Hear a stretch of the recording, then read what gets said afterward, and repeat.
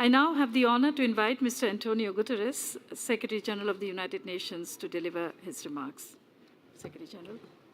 Your Excellency Mr. President, Excellencies and friends, it is a privilege to participate in this high-level meeting of landlocked developing countries. And let me begin by thanking the President of Botswana for your strong leadership. I am, for many years, a great admirer of your country. Landlocked, but a middle-income country with exemplary governance, with social cohesion and sustainable development. Now, the specific challenges and vulnerabilities of landlocked developing countries are well documented, but they do not receive nearly enough global attention. LLDCs are on the front lines of the climate chaos, confronting a range of dramatic impacts: desertification and prolonged droughts, catastrophic biodiversity loss, rapidly melting glaciers. However, you are also in pole position to reap the rewards of the renewables revolution.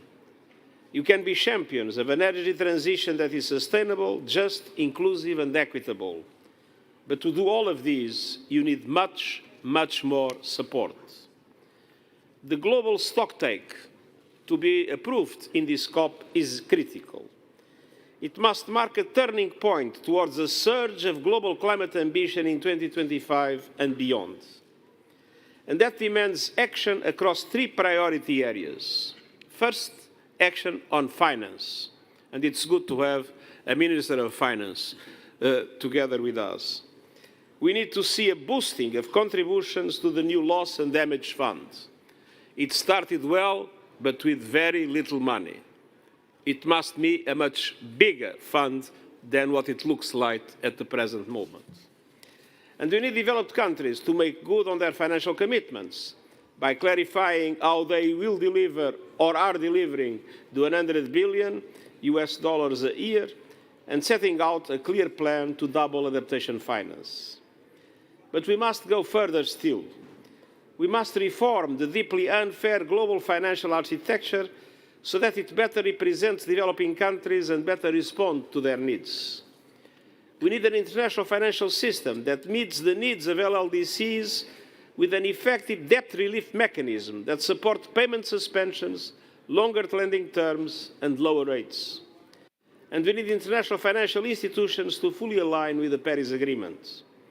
And we need to increase the capital base and change the business models of multilateral development banks so that they leverage far more private finance at reasonable costs to developing countries and, in particular, LLDCs. Second, action on reducing emissions.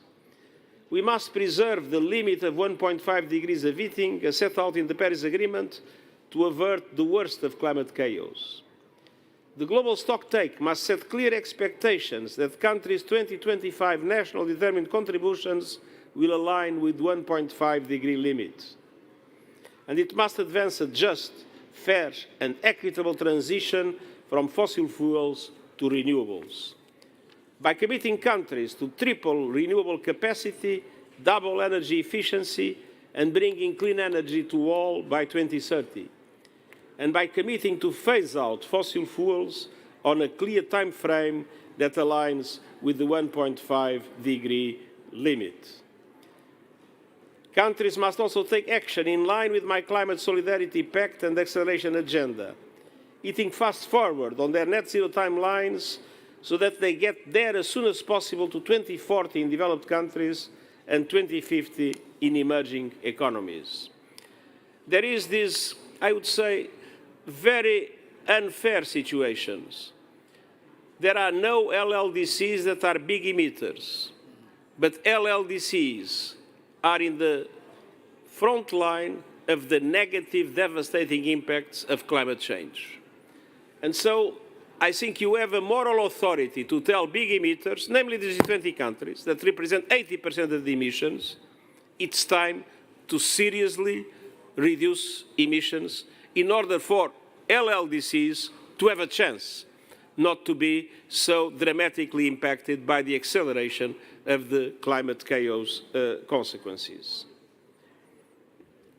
We need to work together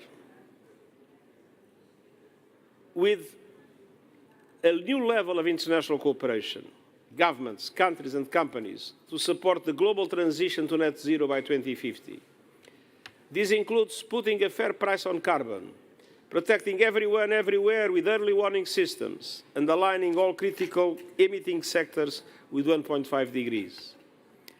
Excellencies, dear friends, in these priorities and more, the United Nations stands with you, with the landlocked developing countries.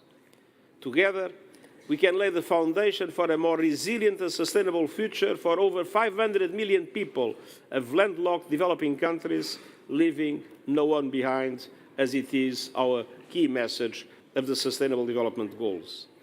And we can build on this progress at the third United Nations Conference on LLDCs next June.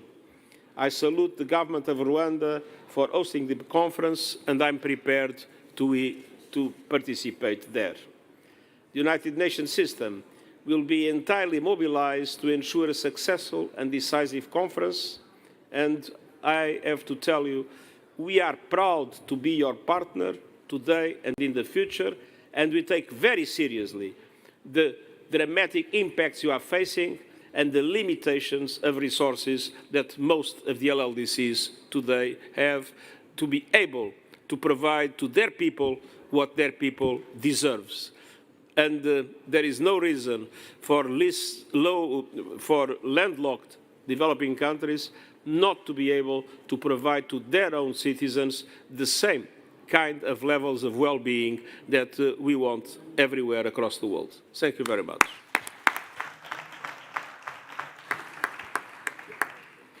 I thank you, Mr. Secretary General, for your very clear call for action and your continued strong support to address the special situation of the landlocked developing countries. Thank you very much, sir.